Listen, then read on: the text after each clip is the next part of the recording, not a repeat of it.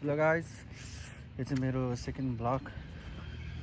अनि आज चाहिँ मेरो चाहिँ चेस्टको वर्कआउट हो होइन। अनि म चाहिँ देखाइदिन्छु चेस्टको कसरी गर्ने, के कस्तो गर्ने होइन, कहाँबाट कहाँ इफेक्ट पर्छ। तर बोल्न चाहिँ मिल्दैन क्या, त्यो बोल्दै हुन्छ नि त यहाँ यस्तो उस्तो भनेर। किनभने चाहिँ त्यहाँ जिममा अब त्यहाँ गीत बजाइराखेको हुन्छ, हल्ला हुन्छ। भोलि हानेर देखाउँछु अनि पछि भन्छु म के कसो हान्दाखेरि कहाँ पर्छ भनेर। कस्तो देखायो क्यामेरामा यार। तर यत्तिको बुढो र यत्तिको नराम्रो त छैन म रियलमा होइन। तर भ्यू चाहिँ खतरा देखियो क्या, यस्तो देखाउनै मिलेन यार। डेन्जर देखियो यार त्यो पछाडि हिमालको भ्यू। म चाहिँ जिम आइसकेको होइन, लास्ट जाडो यार त हात त औरा भयो यार। अब म सुरुमा त्यो स्ट्रेचिङ चाहिँ देखाउन, डाइरेक्ट त्यो वर्कआउटहरू देखाउँछु चेस्टको। यो चेस्ट चाहिँ मैले अब हान्न लागेको चाहिँ अप्परको लागि होइन, अप्पर चेस्टको लागि। यसमा चाहिँ हाम्रो चाहिँ के गर्ने चाहिँ पछाडिको ढाडलाई चाहिँ हल्का खोल्ने, अनि छाती चाहिँ तन्काउनु पर्छ कि। अनि छाती तन्काएर अनि डाउन ल्याउँदा चाहिँ हातलाई चाहिँ एङ्गलमा लिएर होइन बिस्तारै होल्ड गर्दै पुस गर्ने हो कि, होल्ड गर्दै पुस गर्ने।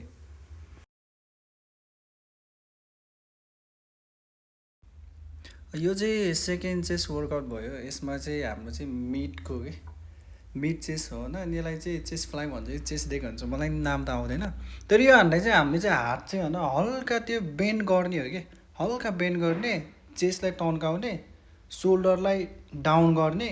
अनि पछाडिको भाग जहिले पनि त्यो ग्याप राख्ने। हाम्रो त्यो ढाड हुन्छ नि, ढाडलाई हल्का ग्याप राखेर हान्नुपर्छ कि।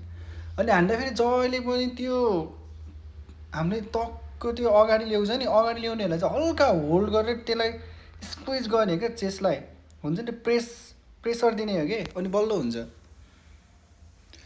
यो वर्कआउट चाहिँ हाम्रो मिडको लागि हो। चेस्टको जहिले पनि 3 पार्ट्स हुन्छ, लोवर, अप्पर, मिड हुन्छ। अनि त्यसपछि त्यो डेक हान्ने, त्यो चाहिँ भनिहालेँ मैले। त्यो चाहिँ आफै रिसर्च गरेर म पनि त्यति पर्फेक्ट चाहिँ होइन।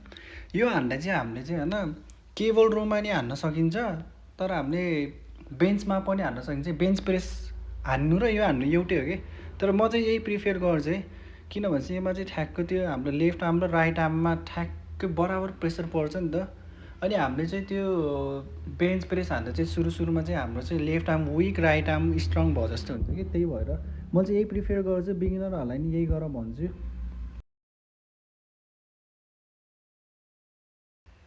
यो चाहिँ हाम्रो फाइनल चेस्ट वर्कआउट। यो चाहिँ लोवरको लागि है, एकदम राम्रो हुन्छ।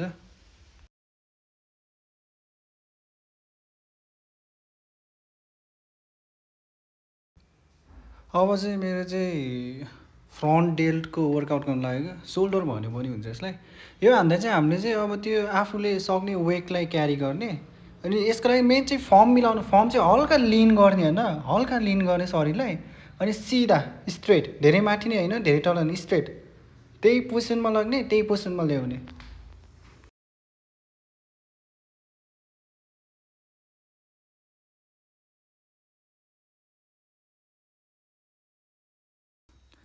यो चाहिँ सेकेन्ड सोल्डरको वर्कआउट, यो चाहिँ अप्पर सोल्डरको लागि। यसको लागि चाहिँ हामीले चाहिँ वेट चाहिँ आफूले जति सक्छ त्यति उचाल्ने है। अनि त्यसमा चाहिँ हामीले चाहिँ मोमेन्टम हुन्छ नि, त्यो चाहिँ स्लो नि होइन, फास्ट नि होइन, मिड, बिस्तारै माथि लग्ने, फेरि तल ल्याउँदा एकैछिन होल्ड गर्ने, फेरि लग्ने। ओके, यो चाहिँ हाम्रो चाहिँ ट्राइसेपको वर्कआउट हुनेछ। यसमा चाहिँ हामीले चाहिँ ग्रिप बार लिएर स्लोली पुल डाउन, फोर आर्म्सलाई मात्र मुभ गर्ने, आर्म्सलाई मुभ नहुने, फोर आर्म्सलाई मुभ गर्ने, आर्म्सलाई मुभ नहुने।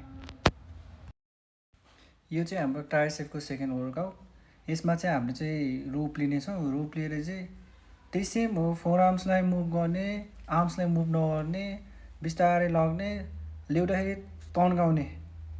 त्यसपछि मैले हल्का यसो ट्राइसेप फ्लेक्स हाने, नभएको ट्राइसेप।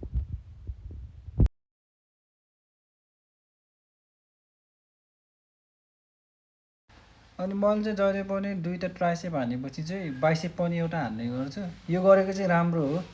अनि बाइसेप गर्दा फेरि जहिले पनि हामीले चाहिँ त्यो डम्बेलमा गरे नि भयो, बारबेलमा गरे नि भयो, तर मैले चाहिँ यही प्रिफर गर्छु है, केबलमा।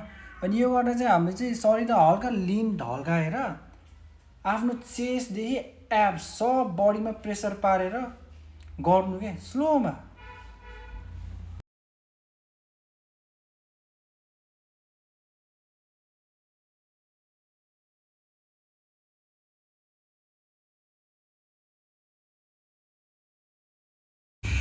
Hello guys, welcome back.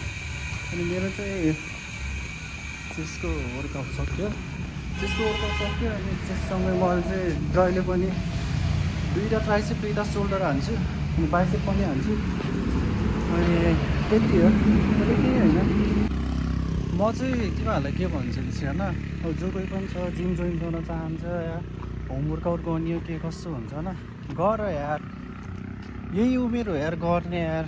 पछि बुढो भएपछि मैले त्यस्तो बेला यो गरेन त्यो गरेन भनेर रिग्रेट हुनुभन्दा भयो भर्खरै आफ्नो हेल्थमा फिटनेसमा ध्यान दिएको एकदम राम्रो हो क्या। किनभने चाहिँ यही उमेरमा हो मसल्सहरू त्यो फाइबरहरू सब कुराहरू हुन्छ नि त हेल्थ रिलेटेड, त्यो एक्टिभ हुने क्या। किनभने चाहिँ यङ एज हुन्छ, एनर्जी हुन्छ हामीसँग, त्यही भएर गर्नुपर्छ यार। मान्छेहरू आजकल जे खाए पनि रोगी हुने, त्यहीमाथि अल्छी हुने, धेरै यही कुराहरू मात्र भइरहेको क्या। बरु वर्कआउट गर, मिठो खाऊ होइन। आई टोल्ड यु अलरेडी यार, त्यो लाइटिङले गर्दा बाहिर कस्तो रुममा कस्तो देखिन्छ।